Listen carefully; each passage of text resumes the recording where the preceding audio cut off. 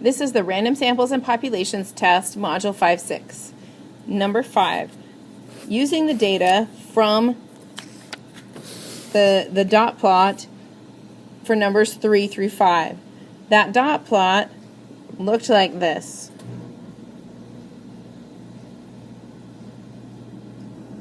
The dot plot I've drawn to the side represents the data for the box's weights. The question asks us to estimate the weight of all 90 boxes. Well, first I have to take an average of the information that I already have. So let's go ahead and pull the values off of the chart and add them up and find the median value. This is done by adding values for each one of those dots. I have 122, I have 124, I have a 25, I have a 26, 27, 2 28s, a 29,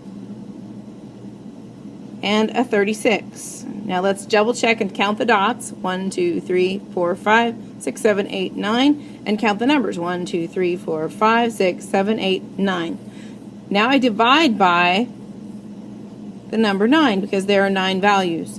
If I add all of those values together, I get 245. 245 divided by 9 is equal to 27.2. If I multiply that by 90, because there are 90 boxes that I'm estimating the weight of, I get 2,450. There are about 2,500. If I'm estimating, I know that that's about 2,400. 2,450 is about 2,500. So my answer would be B, 2,500. In number 6, I'm asked about a town that has 35,000 registered voters.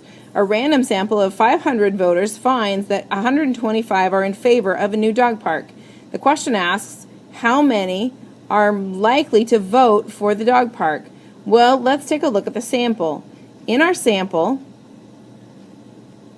we have 125 out of 500 that are likely to vote. I set my total on the bottom, and I say my voters on the top. I set my problem up like a proportion equation, and I look at the number of voters compared to the total. If I have 35,000 voters total in real life, I compare that to how many voters I had in the sample. The relationship mathematically between 500 and 35,000, 35,000 divided by 500 is 70. So I know that if I multiply 125 by 70, I will find my answer. 8,750 are likely to vote for the dog park. In number 7, I have a sample. The question below uses all the information here. This says a baker produces 500 loaves a day. On Monday, 50 loaves did not meet quality standards. The baker generates a random sample to simulate 10 loaves to inspect on Tuesday.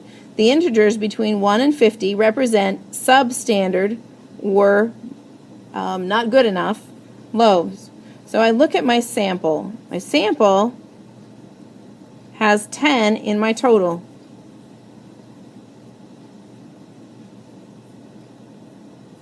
So I set it up again like a proportion problem. I look at the total on the bottom. How many numbers listed are between 1 and 50? 2 numbers are between 1 and 50, so 2 out of 10 from the sample did not meet quality standards. So I look at the relationship between 2 and 10 and my 500 total that are produced. It ends up that I don't really care about Monday's loaves in this problem. The relationship between 10 and 500 is times 50.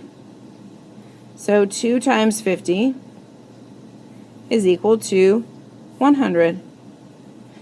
There were 100 loaves that did not meet quality standards on Tuesday. In number 8, it says, what is the difference between the number of some substandard loaves produced on Monday? Monday, we produced 50 substandard loaves. And the number predicted to be substandard on Tuesday. On Tuesday, we predicted that we would have 100 loaves that were substandard. The difference between 100 and 50 is 50.